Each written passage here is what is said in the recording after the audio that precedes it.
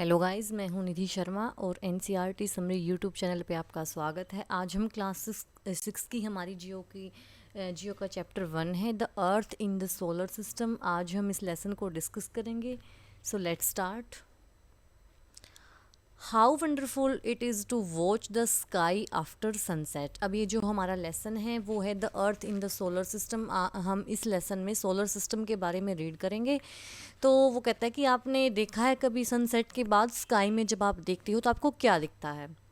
One would first notice one or two bright dots shining in the sky. Soon you would see the number increasing. अब जैसे sunset के बाद जैसे सूर्य छिप जाता है तो उसके बाद जब आप बैठ के आसमान की तरफ देखते हो तो आप क्या नोटिस करते हो कि आसमान में ना छोटी छोटी सी डॉट बनी होती है, शाइनिंग डॉट जो चमकती हैं। और जैसे थोड़ा सा टाइम बढ़ेगा तो वो जो शाइनिंग डॉट है वो इंक्रीज होती जाएंगी, वो भी बढ़ती जाएंगी। You can not count them any more, और आप उनको काउंट भी नहीं कर सकते हो। The whole sky is filled with tiny shining object, some are bright others dim. तो थोड़ी ही देर में देखते देखते जो पूरा का पूरा स्काई है वो टाइनी शाइनिंग ऑब्जेक्ट, छोटे छोटे जो चमकदार ऑब्जेक्ट्स हैं उनसे फिल हो जाएगा, भर जाएगा।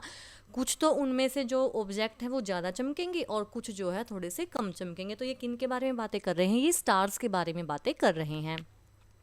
It seems as if the sky is studied with diamonds. ऐसा लगता है कि जैसे पूरे के पूरे स्काई में डायमंड्स भरे हुए हैं।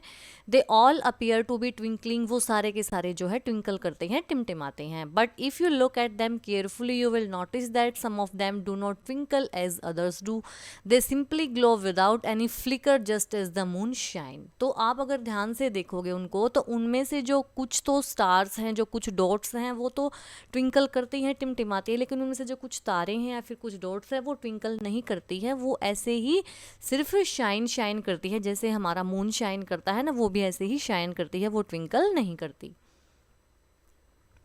Along with these bright objects, you may also see the moon on the most of the days. अब आप इन ब्राइट ऑब्जेक्ट के साथ साथ हर रोज़ मून को भी जो है देखते हो ज़्यादा दिनों में।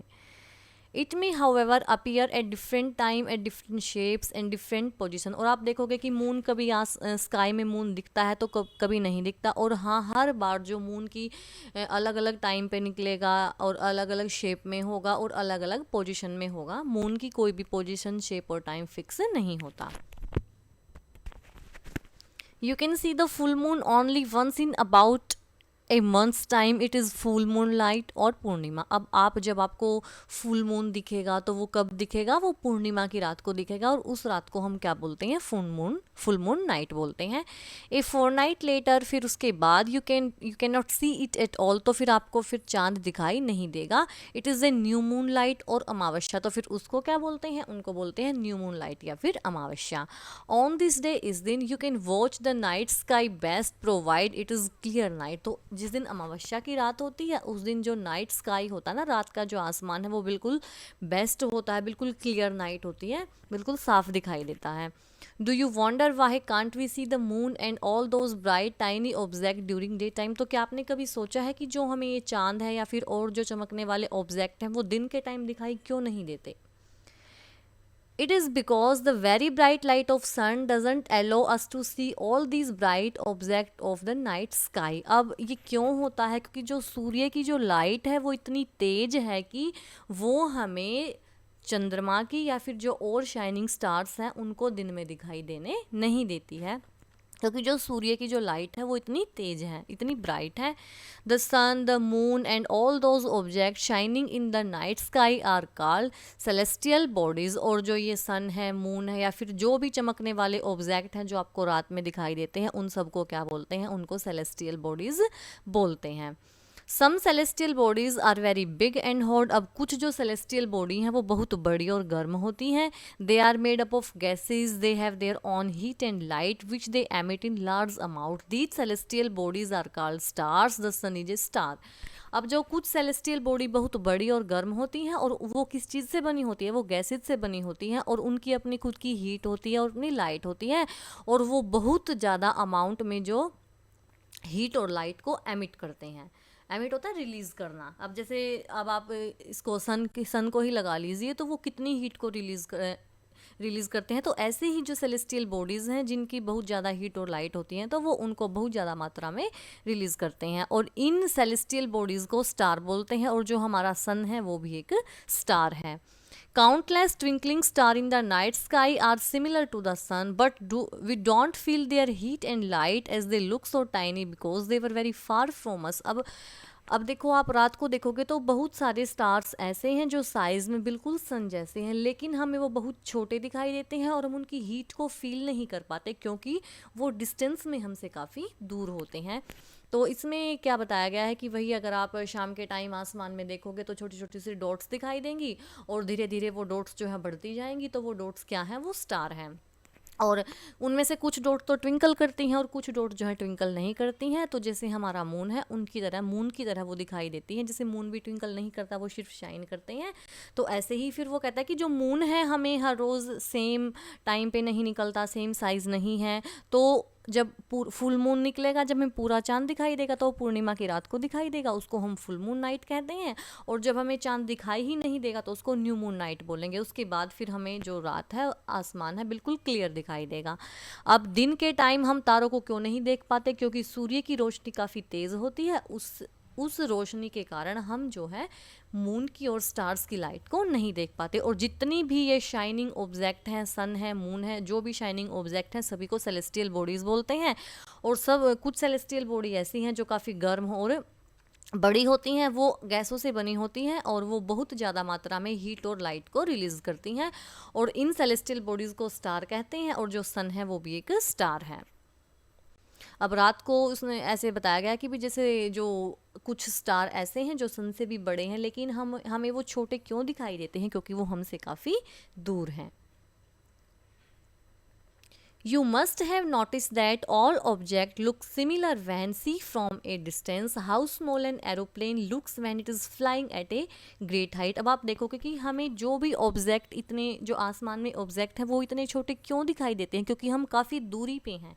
आप देखोगे अगर कोई एरोप्लेन ऊपर अगर ज़्यादा हाइट पे उड़ रहा है तो हमें वो भी बहुत छोटा दिखाई देगा, इसलिए हमें जो स्टार्स हैं वो भी काफ़ी छोटे दिखाई देते हैं। While watching the night sky, you may notice various patterns formed by different group of stars. These are called constellations. Ursa Major or Big Bear is one such constellation. One of the most easily recognizable constellation is the Saptarishi, Sapt 7 Rishi sages. अब आप अगर रात को sky को देखते हो तो आप नोटिस करोगे कि जो स्टार है ना, वो एक पैटर्न बनाते हैं, और इस पैटर्न को क्या बोलते हैं, कॉन्स्टेलेशन बोलते हैं। अब जैसे जो हमारे उर्सा मेजर और बिग बियर, ये भी हमारे कॉन्स्टेलेशन है, लेकिन जो आसानी से जिसे हर कोई पहचान लेता है कॉन्स्टेलेशन, वो कौन सा है, वो है सप्तऋषि, जिसमें जो 7 स्टार है ना, उनका एक ग्रुप है। और ये किसका पार्ट है, ये उर्सा मेजर कॉन्स्टेलेशन का ही पार्ट है। Ask someone elder in your family और neighbourhood to show you more star, planets and constellation in the sky. अब आप अपने फैमिली मेम्बर्स को, किसी को बोलिए कि हमें जो है कंस्टेलेशन के बारे में बताए और दिखाए आसमान में कि वो कैसे हैं, और स्टार्स के बारे में बताएं या फिर प्लैनेट के बारे में। In ancient time people use to determine direction during the night with the help of star. The north star indicate the north direction. अब पुराने टाइम की बात है, जब अगर किसी को डायरेक्शन के बारे में पता लगाना होता है तो वो स्टार की हेल्प से डायरेक्शन का पता लगाते हैं। जैसे जो नॉर्थ स्टार है वो कहाँ पे इंडिकेट करते हैं, वो नॉर्थ डायरेक्शन में इंडिकेट करते हैं। और जो नॉर्थ डायरेक्शन में इंडिकेट करते हैं नॉर्थ स्टार, उसको क्या बोलते हैं, पोल स्टार बोलते हैं। और इनकी जो पोजीशन है वो हमेशा फिक्स रहती है। जो पोल स्टार है ना, वो हमेशा नॉर्थ डायरेक्शन में ही मिलेगा, उनकी पोजीशन फिक्स होती है।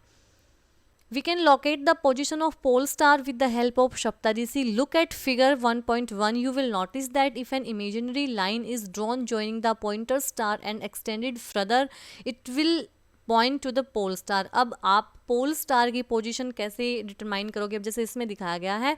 अब जैसे यहाँ खड़े होके अगर आप यहाँ से फेसिंग करोगे नॉर्थ की साइड, तो ये पॉइंटर स्टार है जो दो है, और सीधा वो पोल स्टार पे जाके ही रुकेगा, ये नॉर्थ डायरेक्शन है। तो यहाँ से हम जो है डायरेक्शन के बारे में पता लगा सकते हैं।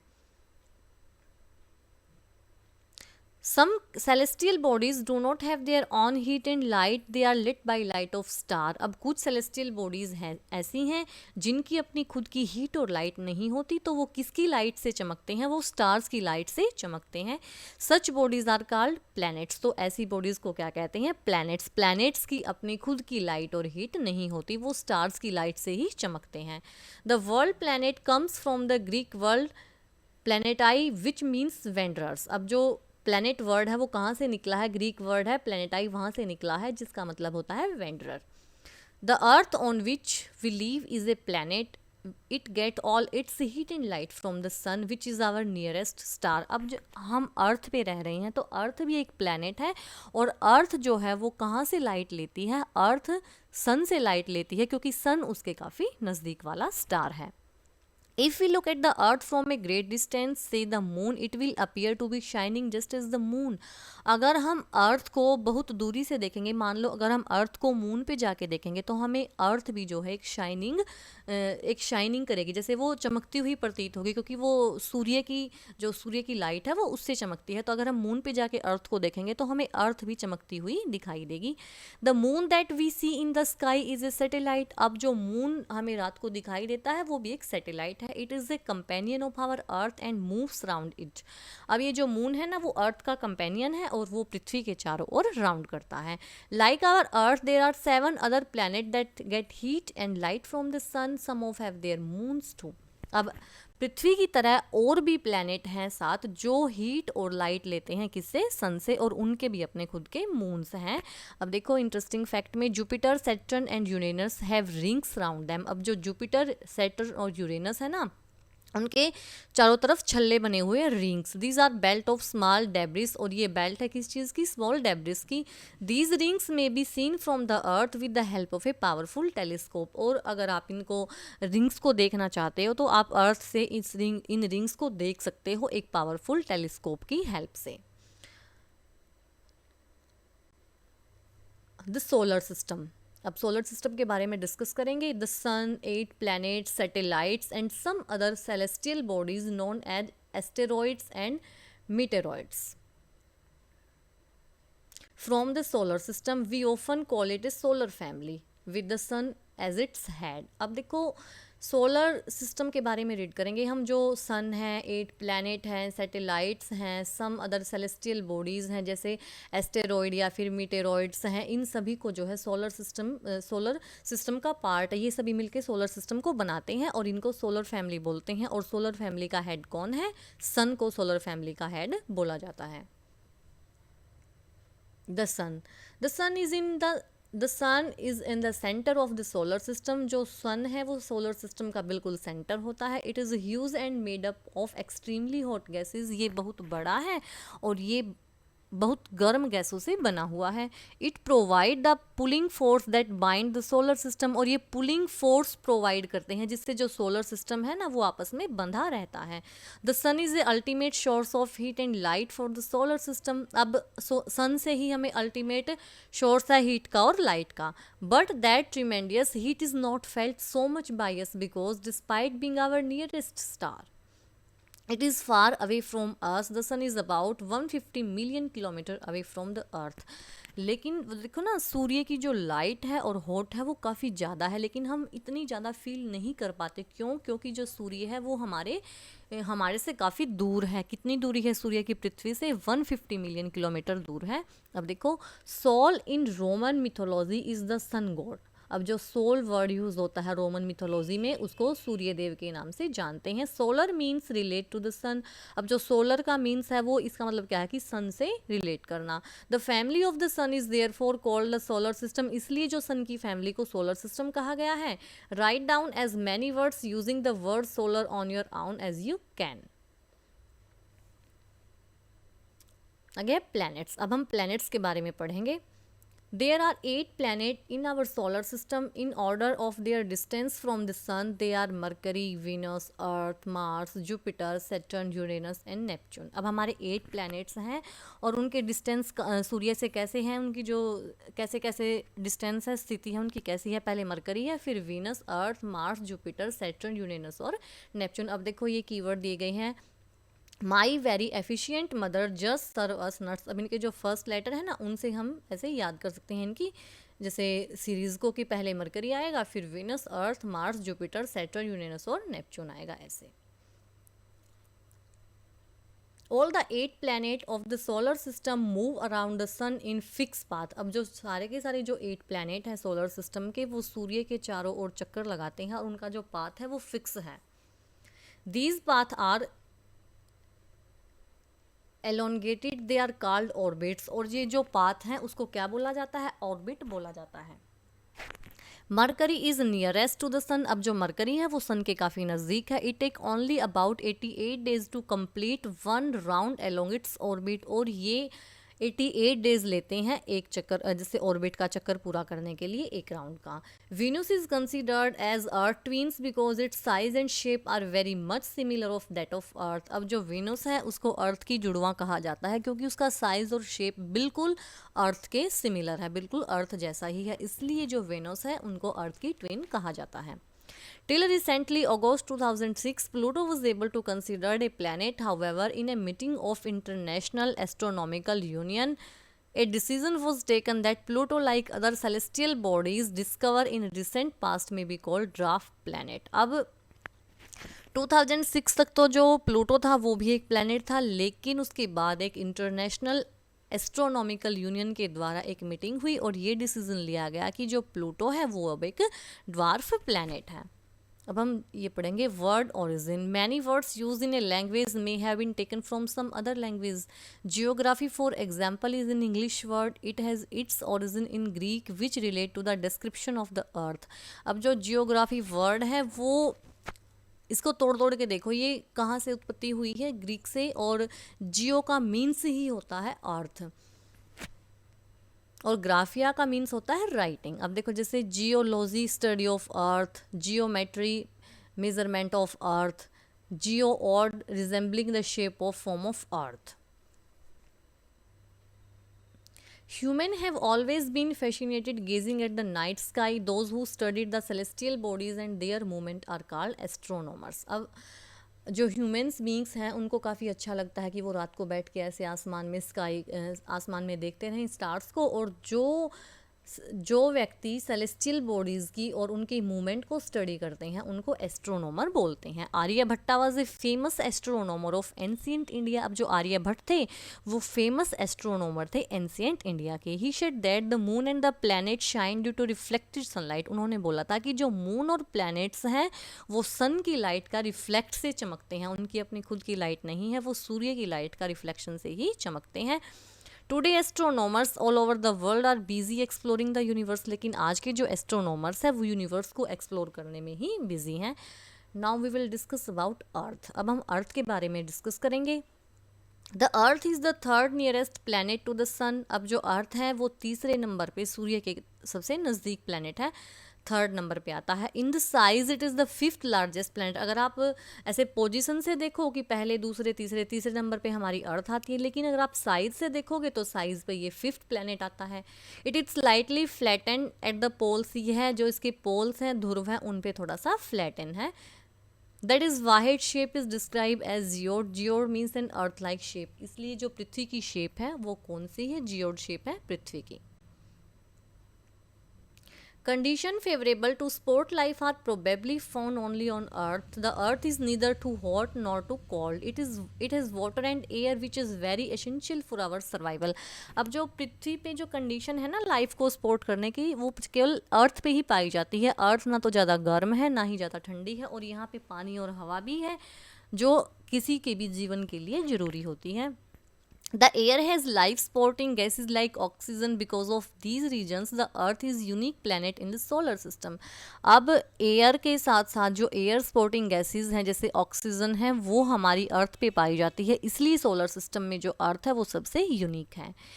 From the outer space, the Earth appear blue because its 2/3 surface is covered by water. It is therefore called a blue planet। अब अर्थ को ब्लू प्लैनेट क्यों कहते हैं? अगर आप स्पेस में जाके देखोगे तो जो अर्थ है ना वो बिल्कुल ब्लू दिखती है, क्योंकि इसका जो 2/3 पार्ट है ना पानी का है, इसलिए अर्थ को एक ब्लू प्लैनेट भी बोलते हैं क्योंकि इस पर काफ़ी मात्रा में पानी है।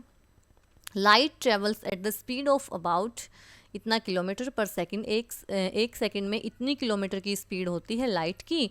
और अगर सूर्य की लाइट पृथ्वी तक आने में कितना टाइम लेती है, 8 मिनट। अगर आप देखोगे तो कि सूर्य की लाइट पृथ्वी तक आने में कितना समय लेती है, वो 8 मिनट लेती है। Now we will discuss about moon. अब हम मून के बारे में डिस्कस करेंगे। Our earth has only one satellite that is the moon, its diameter is only 1/4 that of the earth. अब जो मून है ना वो पृथ्वी का एक सैटेलाइट है और इसका जो डायमीटर है ना वो पृथ्वी का 1/4 है। और ये इतना बड़ा हमें क्यों दिखता है, क्योंकि ये पृथ्वी के काफ़ी नज़दीक है। जो और सेलेस्टियल बॉडीज़ हैं वो पृथ्वी के इतने नज़दीक नहीं है जितना कि मून है। It is about 3,84,400 kilometres away from us. जो सूर्य की पृथ्वी से जो मून की जो डिस्टेंस है अर्थ से वो इतनी है। Now you can compare the distance of earth from the sun and that from the moon. अब आप कंपेयर कर सकते हो कि जो सन की दूरी पृथ्वी से कितनी है और मून की डिस्टेंस कितनी है अर्थ से। The moon moves around the earth in about 27 days. It takes exactly the same time to complete one spin. As a result, only one side of the moon is visible to us on the earth. अब जो moon है ना वो अर्थ के round move करता है और ये कितने दिन में अपने मूव को पूरा करता है, 27 डेज में, ठीक है। और इसलिए हमें जो मून है उसकी हमेशा एक ही साइड विजिबल होती है। The moon doesn't have condition favorable for life. It has mountains, plains, depressions on its surface. These cast shadows on the moon surface. Look at the full moon and observe these shadows. अब moon पे favourable condition नहीं है वहाँ पे रहने के लिए, वहाँ पे माउंटेन्स हैं, प्लेन्स हैं, इसलिए वहाँ पे लाइफ पॉसिबल नहीं है। अब इंटरेस्टिंग फैक्ट देखो, Neil Armstrong was the first man to step on surface of the moon on 20 July 1969। Find out whether any Indian has landed on the moon. अब जो नील आर्मस्ट्रॉन्ग थे वो पहली बार चांद पे गए थे, कब, 20 जुलाई 1969 को। और अब ऐसे कोई इंडियन है जो मून पे गया है, तो देखो अब इन्होंने बोला है कि सैटेलाइट क्या है। अब हम सैटेलाइट के बारे में पढ़ेंगे। इस satellite is a celestial body that moves round the planet in the same way as a planet moves round the sun. अब जो सैटेलाइट है वो भी एक सेलेस्टियल बॉडी है जो कि प्लैनेट के चारों ओर मूव करती है। जैसे प्लैनेट तो सन के चारों ओर मूव करते हैं, वैसे ही जो सैटेलाइट है वो प्लैनेट के चारों ओर मूव करते हैं। A human made satellite. अब एक तो सैटेलाइट होती है नेचुरल, जो जैसे हमारा मून है सैटेलाइट वो नेचुरल है। एक होती है ह्यूमन मेड सैटेलाइट, वो कैसी होती हैं। It is an artificial body. It is design by scientist to gather information about the universe और for communication. It is an carried by a rocket and place in the orbit around the earth. Some of the Indian satellite in space are INSAT, RS, EDUSAT, etc. अब जो human made satellite होती है ना वो artificial होती हैं। ये design की जाती है साइंटिस्ट के द्वारा ताकि वो इन्फॉर्मेशन को गैदर कर सके यूनिवर्स के बारे में, फिर कम्युनिकेशन के बारे में। जैसे आज हम फ़ोन पे बात कर रहे हैं, टीवी वगैरह देखते हैं, तो ये सब किसकी वजह से है, ह्यूमन मेड सैटेलाइट की वजह से ही पॉसिबल हुआ है। तो वे इन सैटेलाइट को रॉकेट के द्वारा कहाँ के, जो पृथ्वी की ऑर्बिट है वहाँ पे छोड़ देते हैं। और इंडियन के जो सैटेलाइट हैं वो कौन कौन से हैं, इनसैट है, RS है, एड्यूसैट है, ये सब है। अब हम एस्टेरॉइड्स के बारे में डिस्कस करेंगे। Apart from the stars, planet and satellite, there are numerous tiny bodies which also moves around the sun. अब स्टार्स, प्लैनेट और सैटेलाइट के अलावा छोटी छोटी सी बॉडीज़ हैं जो कि सन के चारों ओर ऐसे मूव करती हैं, तो उनको क्या कहा जाता है, एस्टेरॉइड कहा जाता है। They are found between the orbit of Mars and Jupiter. Scientist are of the view that asteroid are part of a planet which exploded many years back. अब ये जो मार्स और जुपिटर के ऑर्बिट के बीच में पाए जाते हैं ये छोटे छोटे से एस्टेरॉइड, और साइंटिस्ट ने ये भी बोला है कि जो ये एस्टेरॉइड थे ना वो पहले किसी प्लैनेट का पार्ट था और फिर ये ऐसे टूट के फिर ये छोटे छोटे टुकड़ों में बिखर गए हैं। अब है मेटेरॉइड्स क्या होते हैं।